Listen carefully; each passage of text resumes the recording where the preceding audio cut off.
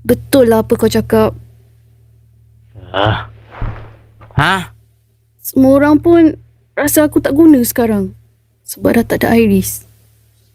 Habis tu, kau sedih? Dah tak nak bertanding? Aku tak tahu. Benda macam ni lah yang aku tak suka pasal kau. Kenapa nak kisah apa orang cakap?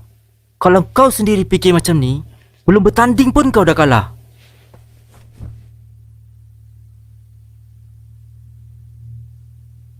Kau dah ada kat sini. Buat je yang terbaik.